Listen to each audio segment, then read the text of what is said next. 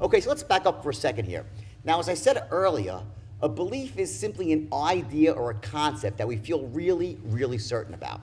For example, when I say I'm a great salesman, that's actually just a belief. It's not a fact of life. You get it? It's just my belief. Now, truth be told, this is actually a bit more than just a plain old belief. For me, it's a conviction at this point in my life because I have so many references about being an outstanding salesperson, meaning there's so many experiences I've had of being a top producer and breaking company sales records that there's really nothing you could say to me to sway me away from that belief.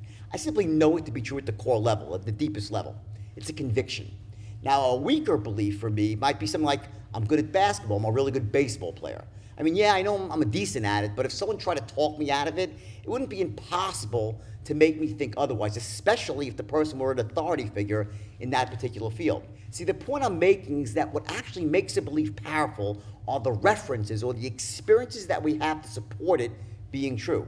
The more positive references, the more certain we are that our belief is empirically correct, and the less likely we are to have someone convince us otherwise. But again, and this is where the real irony is the thing that so many of us fail to realize is that no matter how certain we are that something's actually true, it still doesn't make it a fact of life. It's still just a belief disguising itself as a fact of life. Imagine it this way. Let's say you have a table with a tabletop and 4 legs. The idea is that when I say I'm a great salesman, that's the tabletop right here. And then I have all these experiences from the past that tell me this is true. Like I was a top producer in this situation, and again in this other situation, or I trained many, many salespeople. I was written up in the media. I made millions of dollars. All of those are references or legs, so to speak, that support the tabletop.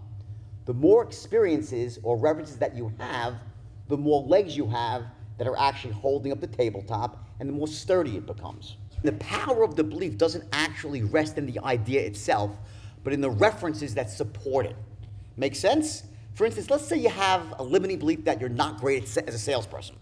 So what do you say to yourself? What's your inner dialogue? You'd say things like, well, I'm not a born salesman, or I'm not that charismatic, or people don't respond well to me, or I can't hold a person's attention. That's all your self-talk.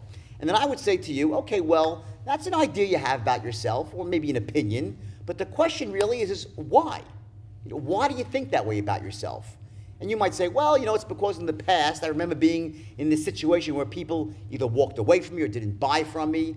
Or I remember a time when someone said, you have no charisma, John, or you should really get out of the sales business altogether because you kind of suck at it, or whatever it might be.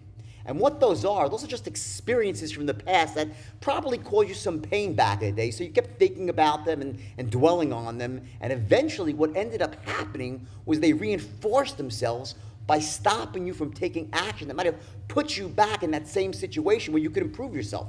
It's almost like a self-fulfilling prophecy. So now if you want to change that belief, the first thing I'd ask you to do is, number one, say, does that belief actually serve me? Yes or no? Is it making my life better or worse? And the answer to that is obviously no, which then makes it a limiting belief. And by the way, if you have any doubt about whether things like sales and charisma are certainties or they're just beliefs, then let me just say this. I have a newsflash for you. Charisma and sales, they can both be learned. They are entirely learnable skills, and I teach both of them to people every day, all over the world. They become top producers brimming with charisma. However, if you're stuck with the belief that says, I don't have charisma or I'm incapable of being a salesman, well then, guess what you'll do?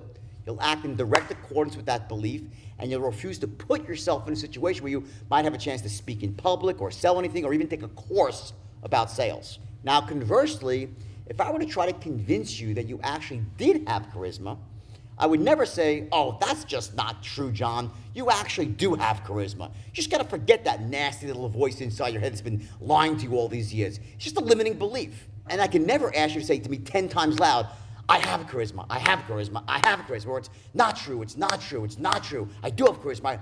It would never work. You just can't wish away a limiting belief. I used to do this thing in seminars where I'd have a wooden table and actually have a cricket bat I'd be holding. And I'd say, watch, my limiting belief was that my past would always haunt me. My past would always haunt me. That was my tabletop, essentially.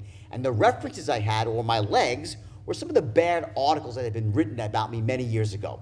Or perhaps a passing comment I'd heard or someone made to me, or a bad interview I had on a radio station. I had all these references, so to speak, and all these experiences I had that made me truly believe that my past would always haunt me. So for me just to try to say, my past will not always haunt me, my past will not always haunt me, it's just simply not going to work. So I'd say to the people in the audience, now watch, if I want to break that belief, I can't simply wish it away by saying, my past will not always haunt me. It's like taking this bat and smashing the idea from the top. And then I'd actually take the cricket bat and I'd hit the table, and it'd make this giant thud and shake wildly, but it wouldn't break. Then I'd hit it again, even harder, and then hit it harder again, and again it wouldn't go down. The tabletop would still stand. And then I'd say the way you break a limiting belief is you go after the legs and you knock them right out. Now, in this case, I could remember that there were actually lots of positive articles about me as well. And the bad ones were usually written by someone that had an agenda against me or was just trying to sell newspapers. In other words, what I did was I actually went back to the past and I re-examined the experiences and I applied a new meaning to them by changing the language of my own thoughts. I actually re-experienced things and I came up with an empowering meaning to the memory versus a disempowering meaning. See, we give meanings to everything around us based on language, based on the words that we say in our self-talk. For example, someone might write a negative article about me and I could say, oh, that's such a terrible article, and I could feel crappy about it. Or I could say, woo-hoo, any press is good press, and I could be happy. See, the language that you apply to whatever happens to you in life creates the meaning. The experience is the experience. Very often, though, what happens is that we draw the incorrect meaning because we were feeling disempowered at the time. We were young, or someone in a position of authority said something hurtful to us. Maybe we went to pick up a girl and she rejected us. We went into a business like I did in the meat and seafood industry, and I failed. And I thought to myself, well, maybe I'm just not entrepreneur material. I don't have what it takes. And that's just from one failure. And it's almost never true. See, in my case, it was just I didn't know the skills of being an entrepreneur. That's why I failed. It's not that I wasn't entrepreneur material. The problem was that the words I was saying to myself at the time, though, were incorrect. You get it? See, we draw incorrect meanings all the time, and they end up holding us back from being the best we can be in the future. The good news, though, is that we can actually go back and re-experience these times from a position of strength and then change the language by simply looking at things from a different angle. See, the bottom line is this, and you might have heard this before. When you change the way you look at things, the things you look at change. Let me repeat that. When you change the way you look at things, the things you look at change. Now, in my case, I went back to the negative experience and said, wait a second, that journalist, she was an idiot. She was just trying to sell newspapers. You know, what does she know about me? And then I remember there was this one professor who didn't want me to speak at his school in the beginning when I first went on the speaking tour, you know, because of what had happened to me. And yet now they beg me to come to Harvard and Stanford and Yale, and they'll pay me $50,000 plus an hour. And that was before the movie of my life was in production. So again, I go back to the experience and say, you know, now what about that person? What caused them to be so negative towards me? Well, maybe they had their own agenda, maybe their own stuff going on, maybe they were fighting their own demons from the past, and it made their message slightly impure. You see, one by one, here's what I did. I went back to these experiences that were bothering me, and I gave them new meanings, and bam, it was like knocking out the legs of the table. And just like that, I'd go back to that table at the seminar, I'd take a swipe at the leg, and boom, almost with no effort, the table would fall. Now, the reason this works so well scientifically is because the unconscious mind is so powerful that to change a belief, all you have to do is go back to the first experience, the root experience, and change its meaning by looking at it from a more empowering point of view. Then, once you've done that and you've essentially re-examined that experience from an empowered state, then as you move forward, the rest of the experiences that resulted from that, they automatically rearrange themselves in your brain in light of the new meaning. Now, in my case, I actually went back to my meat business days when I failed that first time, and I said to myself, it's not that I wasn't entrepreneur material, I just didn't know a few things. Maybe I didn't know about cash flow and over-expanding, and perhaps I wasn't that good at screening out my salesmen. These are basic skills that an entrepreneur must have. But back then, I didn't have them. See, now as an educated adult, I could say, yeah, you know, I didn't have those proper resources back then, didn't have the training at the time. But back in the day when I originally created that belief, they were in the middle of towing away my Porsche and I was going bankrupt. And when that was happening, I was obviously thinking some pretty lousy things about myself, not the least of which was maybe I'm not entrepreneur material. See, here's what we tend to do. We tend to draw meanings about things at some of the worst times in our lives, and they end up sticking with us and getting caught in this web, this cycle of limiting beliefs. And the challenge is that once you have a limiting belief, it actually scours the environment for proof that it's true.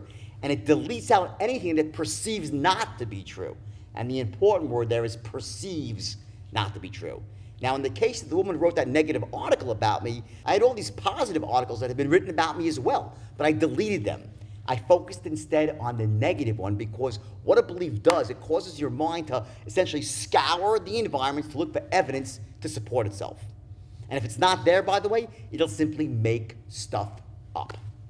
Your belief will actually skew, distort your judgment, even change your visual acuity, and you'll actually start making things up to support your limiting belief. And once you start doing that, you'll develop even more references that are toxic. And before you know it, you find yourself living inside a box that's been constructed from your own limiting beliefs, one on top of the other, on top of the other. Now listen, we all have limiting beliefs. So let's start going through these beliefs right now.